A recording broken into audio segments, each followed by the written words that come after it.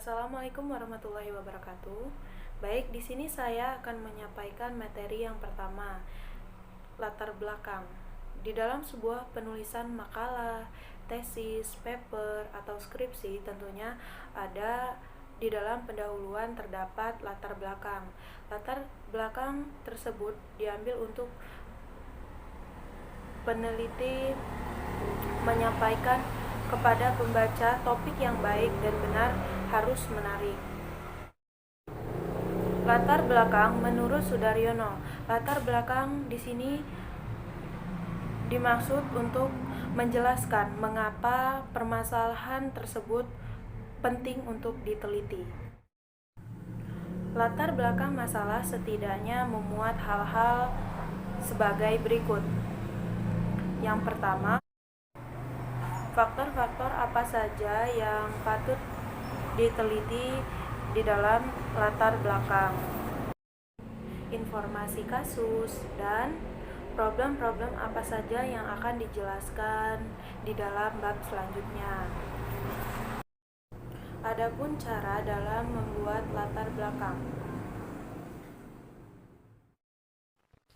Oke, selanjutnya yaitu fokus masalah.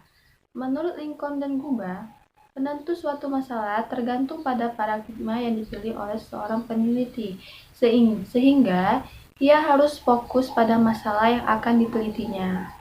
Masalah itu sendiri adalah suatu keadaan yang bersumber dari hubungan antara dua faktor atau juga bisa lebih yang menghasilkan situasi yang membingungkan. Faktor yang terkait dalam hal tersebut mungkin berupa konsep, data empiris, pengalaman, atau unsur lainnya. Jadi, tujuan suatu penelitian adalah untuk memecahkan suatu masalah. Hal itu dilakukan dengan jalan menyimpulkan sejumlah pengetahuan yang memadai dan yang mengarah pada upaya untuk memahami atau menjelaskan faktor-faktor yang terkait. Nah, selanjutnya yaitu penetapan fokus masalah ini dalam suatu penelitian, bagaimana akhirnya akan dipastikan sewaktu penelitian sudah berada di lapangan untuk diteliti. Dengan kata lain, walaupun rumusan masalah sudah cukup baik dan telah dirumuskan atau didasarkan penelaahan yang pengalaman terjadi di lapangan. Lalu selanjutnya ada menentukan fokus suatu masalah. Nah, ini sering banget terjadi seorang peneliti mengalami kebingungan setelah sekian lama proses penelitian berjalan. Kenapa mengalami seperti ini? Karena kebingungan ini disebabkan tidak adanya fokus yang jelas dari kasus atau fenomena permasalahan yang hendak ditelitinya. Sehingga dalam penelitian kuantitatif, rumusan masalah biasanya dikemukakan dalam bentuk fokus penelitian yang relatif masih abstrak atau tentatif. Sedangkan dalam penelitian kuantitatif itu sendiri biasanya dikemukakan dalam bentuk rumusan masalah yang bersifat pasti, rinci, dan baku. Baiklah, di sini saya akan melanjutkan mengenai tentang rumusan masalah. Nah, jadi rumusan masalah itu juga atau disebut dengan scarce question atau disebut juga scarce atau problem. Nah, jadi memiliki arti sebuah rumusan yang menanyakan suatu kejadian atau fenomena yang ada, baik itu kedudukannya mandiri ataupun itu kejadian atau fenomena yang saling berkaitan antara satu dan lainnya. Masalah yang dipilih itu haruslah yang menampilkan sharp step dalam arti bahwa suatu masalah itu dapat diselidiki secara ilmiah, itu baik sebab atau akibat, lalu sampai pentingnya rumusan masalah ini pada sebuah kepenelitian, seperti itu. Nah, sehingga menjadi rumusan masalah setengah dari penelitian itu tersebut. Nah, jadi rumusan masalah ini mempunyai bentuk-bentuk rumusan masalah.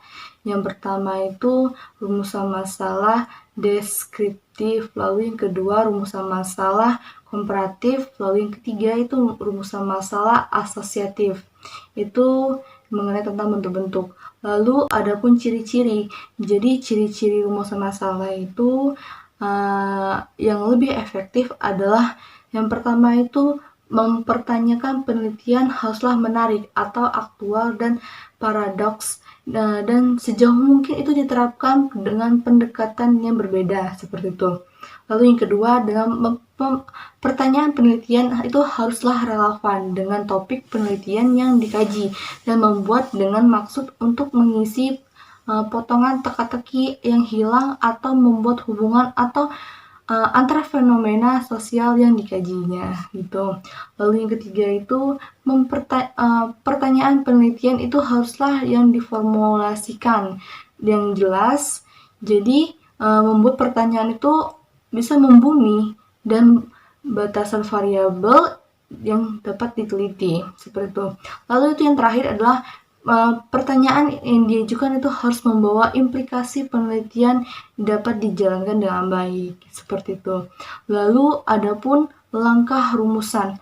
Jadi masalah pertama itu memfokuskan masalah tersebut dengan alih yang kedua itu dengan menggunakan faktor-faktor penelitian dari rumusan masalah yang terakhir membuat pertanyaan yang lebih spesifik yang diakhiri oleh tanda tanya seperti itu. Menjelaskan apa itu tujuan penelitian. Jadi tujuan penelitian adalah rumusan kalimat yang menunggu hasil sesuatu yang diperoleh. Lalu di tujuan penelitian juga ada ciri-ciri penelitian, yaitu ada 4. Salah satunya bersifat ilmiah, yang kedua berkesinambung, yang ketiga kontribusi, yang keempat analisis. Dalam tujuan penelitian juga ada menurut para ahli, yaitu ada eksploratif, lalu yang kedua ada verifikasi, yang ketiga ada Voldan-Mots. Nah, di antara tujuan penelitian tersebut ada juga jenis penelitian seperti tujuan penelitian kualitatif, habis itu yang kedua ada tujuan kuantitatif. Nah, yang ketiga adalah tujuan penelitian metode pencampuran. Manfaat penelitian. Nah, jadi manfaat penelitian adalah narasi yang bersifat objektif yang mengembangkan hal-hal yang diperoleh setelah suatu tujuan penelitian yang dipenuhi. Lalu manfaat penelitian juga ada fungsi manfaat penelitian. Nah, ada 2, yaitu manfaat teoritas, lalu yang kedua ada praktis. Nah, contoh dari manfaat teoritis yaitu adalah hasil dari rembutan dapat menjadi landasan pengembangan media. Lalu contoh yang kedua adalah praktis, yaitu mampu menerapkan media yang sesuai dalam teori pengembangan tertentu.